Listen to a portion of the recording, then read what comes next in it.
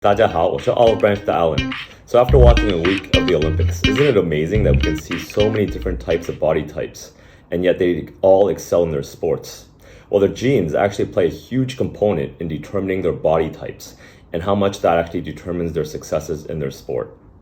Let's talk about three different categories of sports, and we'll compare each ones and see their body types and see how they differ. The first one is the sprinter, the 100-meter sprinter versus the marathoner. They're both running exercises, so their movement in the body is quite similar, yet their body types can look so drastically different. For example, the 100-meter sprinter, their body shape is usually not too tall, and they're usually very muscular, well-built in the legs especially, but also their upper body strength. Versus the marathoner, who seem to be quite long and lanky. They definitely look very lean, but their muscles are they don't look very powerful. Yet they can continue to run for a very long time at a fairly brisk pace. The reason why that is because for a 100-meter sprinter, their event typically lasts for just 10 seconds or less. And so when they're running at that speed, they're actually using their whole body to project themselves through the lane, down the lane, and into the finish line. With such power and speed, their upper body torso actually has to generate a lot of power to pull themselves forward as well as the leg drive.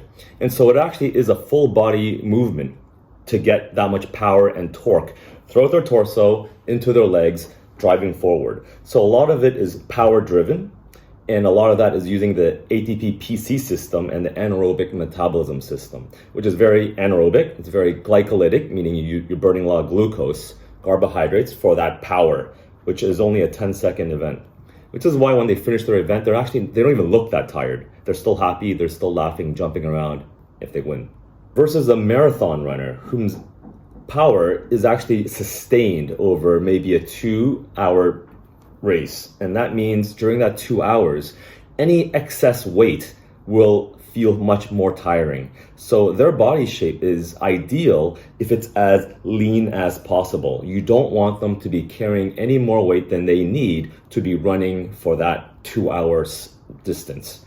And so their body shape, they don't need so much power because each stride doesn't require that much power. It just has to be the perfect balance of lightweightness as long as their pace is that fast for that race.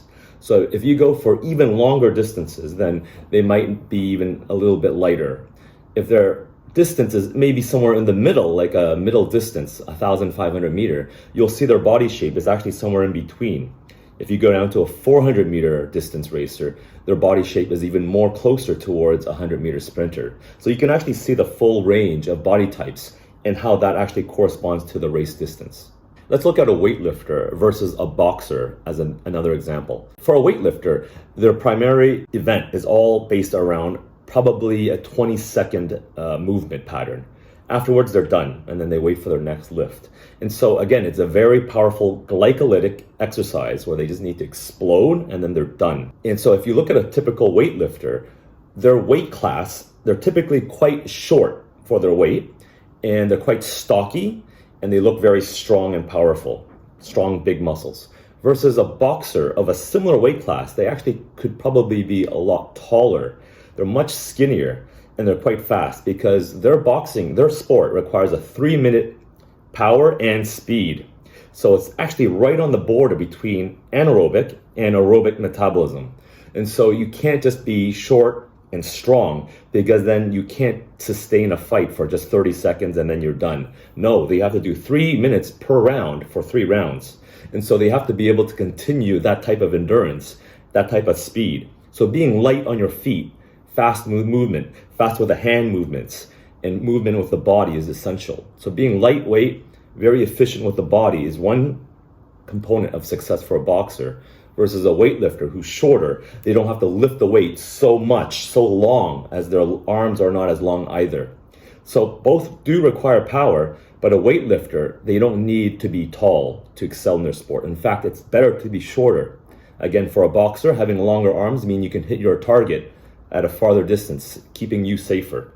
That's another example of two different sports may require power, but completely different body types. This is why the genetics highlights such an important component in sports competition. If you're really tall and skinny, you don't want to be doing a weightlifting sport, or if you do, you're not going to be extremely successful or an elite athlete. This describes the bell curve, the natural bell curve, and how these athletes are really skewed to one end, and they do not actually represent the majority of the people. This sports and competition in general is basically evolution that's been fast forwarded. You can see how evolution has chosen these people to be so good at that sport and that sport alone.